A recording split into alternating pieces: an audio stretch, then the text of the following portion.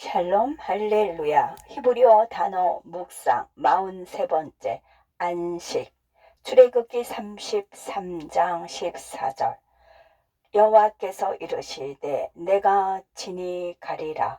내가 너를 쉬게 하리라. 따뜻하고 아름다운 12월의 늦은 밤이었다. 나는 인디애나주 테레호트에서 강의하기 위해 남부 일리노이주에 있었다. 하나님과 단둘이 시간을 보내기 위해 밖으로 나갔고 별빛 아래에 앉아 잠시 시간을 나눌 때 출애굽기 33장 14절이 생각났다. 나의 임재가 너와 함께 갈 것이다. 나의 임재가 너와 함께 갈 것이다. 라는 구절을 연구하면서 몇 가지 표현이 나를 멈칫하게 했다. 첫 번째는 가다로 번역된 히브리어는 YELEKU인데 이는 단순한 칼 미완료 형태라는 점이다. 나는 하나님께서 이 단어를 PL 형태로 두시거나 마지막에 NUN 눈을 추가해서 강조하실 것으로 기대했다.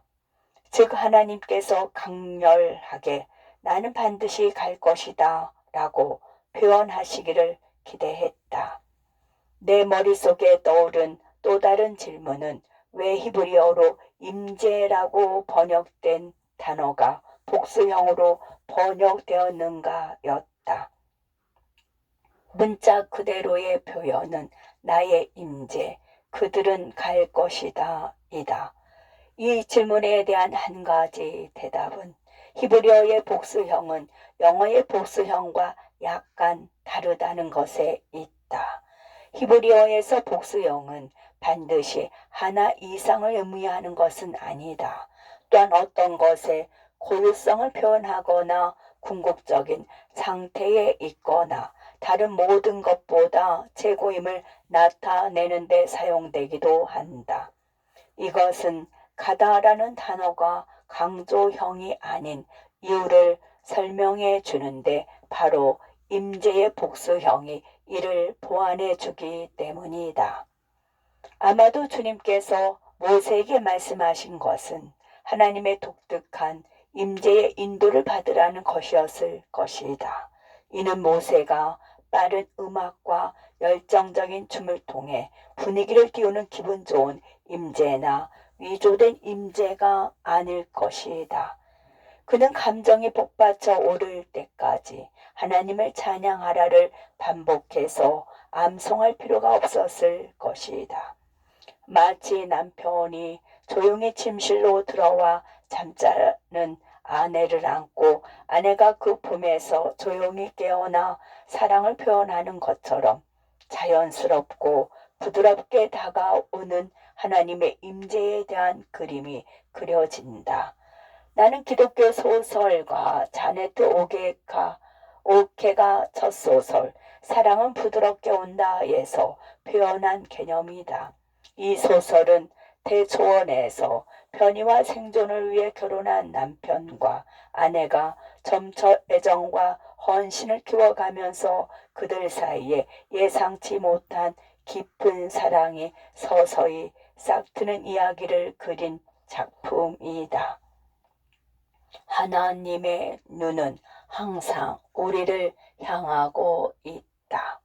출애굽기 33장 11절은 사람이 그 친구와 말함같이 여호와께서 모세와 대면하여 말씀하시니라고 말한다. 친구를 의미하는 히브리어는 라하, RAAH로 소비하다를 의미한다.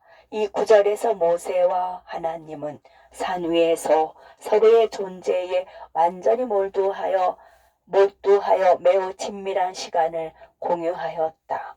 그런데 갑자기 하나님께서 이 사람들을 약속의 땅으로 인도하는 일로 돌아가라고 말씀하셨다.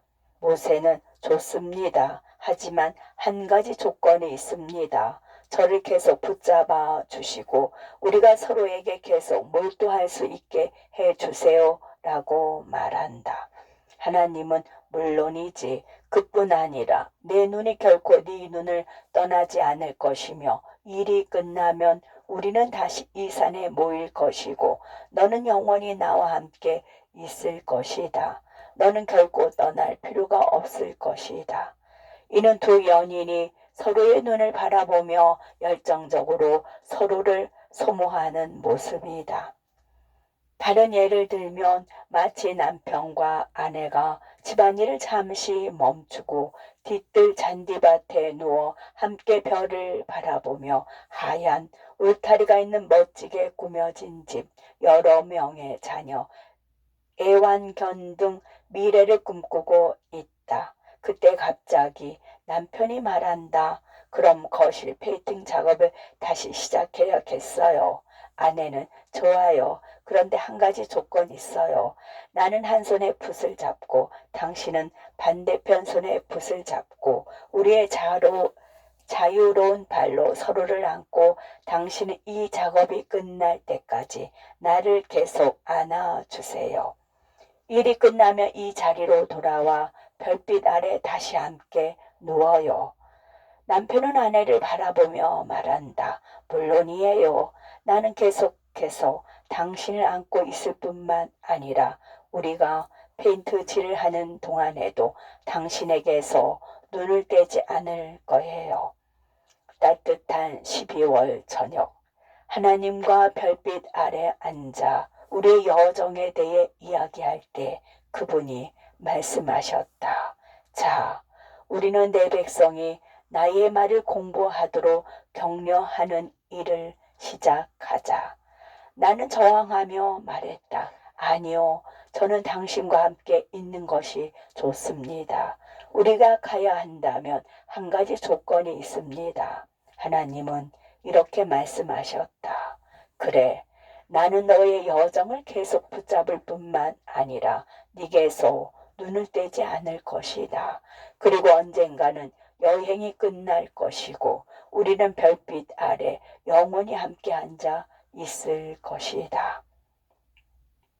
휴식에 대해 말하는 것을 잊고 있었다. 별빛 아래라는 단어를 어디서 얻을 수 있는지 궁금할 것이다.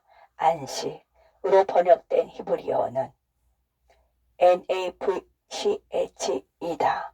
이 단어는 단순히 누워 있거나 안식하는 것에서 오는 휴식을 의미한다. 하나님은 우리에게 안식을 주실 것이라고 말씀하셨다. 주다는 NATCHAN이다. 이 단어는 NUN으로 시작하여 마지막 NUN으로 끝나며 중간에 TAW가 있다. 이는 하나님께서 계속 주시고 또 주실 것임을 나타내는 순환형이다. 내가 계속해서 너를 안고 너의 눈을 들여다 볼 것이며 내가 네게 주는 어떤 일도 우리가 함께 누워 별을 바라보는 것을 막지 못한다. 하지만 언젠가 일이 끝나면 나와 함께 안식할 수 있으며 다시는 일하러 가기 위해 떠날 필요가 없단다 라고 말씀하신다.